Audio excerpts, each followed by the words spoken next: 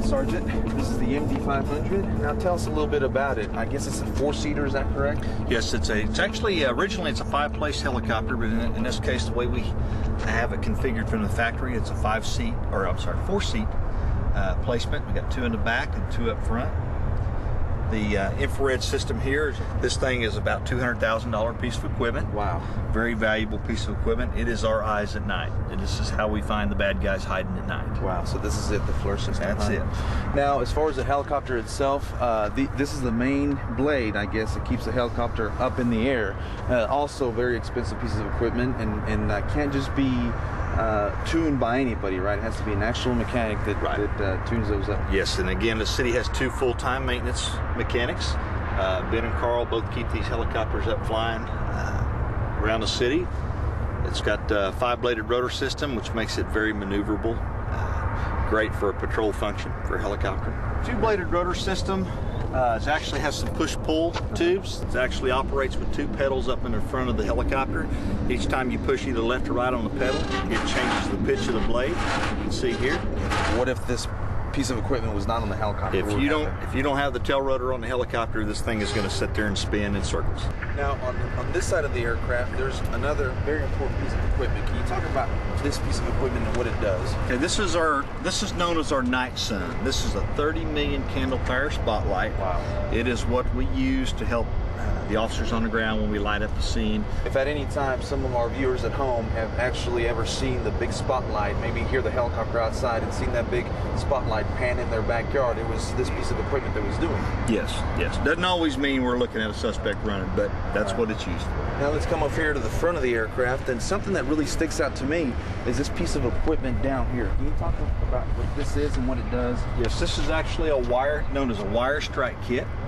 It has the long one here at the bottom and it has a shorter wire strike at the top.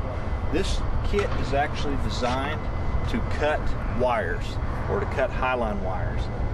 If we were to lose an engine at night, or we were to go into an area to land and not see a set of wires that were running across somewhere, this is designed to cut those and keep them out of our rotor system, so that obviously we can keep the aircraft flying. All right, now inside, can you talk a little bit about the inside of the helicopter? Sure.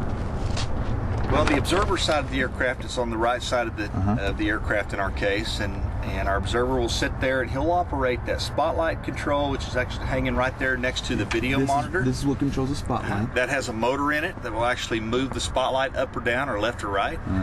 The video monitor right there is what we're looking at to look at the infrared image or the video camera image. And that right there is your control stick for your infrared, forward-looking infrared, and your video camera. So with one you control the light, and with the other you control the FLIR, which is basically your night vision camera. Yes, and as you can see, the observer's got his hands full operating all that equipment, talking on police radios, and trying to direct officers on the ground to what they need to where they need to go to find a suspect. Now, this helicopter is equipped with dual controls. It can be flown from either side. Okay. That's another reason, safety reason, we have two pilots in the aircraft. That's one of the reasons. We've had incidents where we've been hit by a duck or a goose. We've had several instances where they've come through the cockpit windshield and actually hit the pilot. Wow. Now, if that happens, we actually have kind of a safety net to our right side. The observer can actually fly the helicopter. And then this control right here, what does that do? That's our cyclic stick. That's going to control the helicopter. It's going to make it bank to the right, bank to the left, nose it over forward, or actually we can bring it back by pulling it back, and we can bring it up and pull it to a stop. Well, Sergeant, is there any way we can go up in the air and give it a shot? Yeah, we sure can. Show me how that works.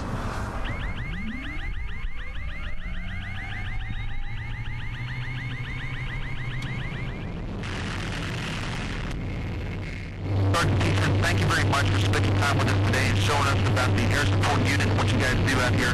I'm sure our viewers at home appreciate it. And if you at home would like to have some more information about the air support unit or about how to be an Oklahoma City police officer, call the recruiting office at 297-1116. Thank you for watching the show, and until next time.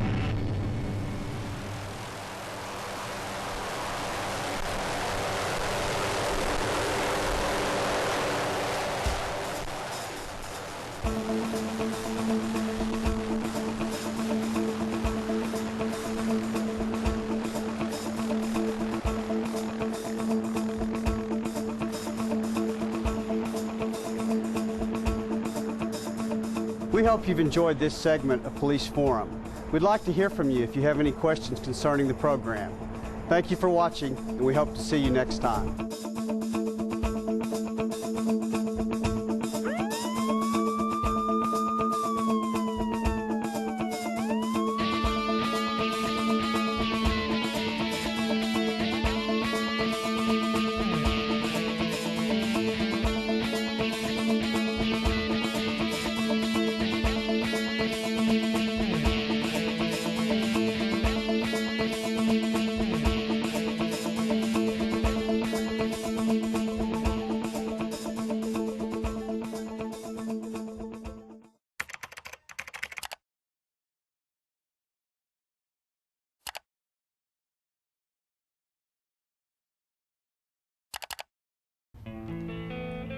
This is one of the most rewarding jobs anyone could ever have. I want to protect not just my family, but your family too. I want to help make Oklahoma City a safe place to live and raise a family.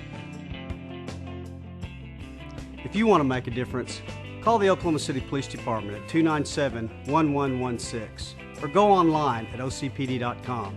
You can make a difference.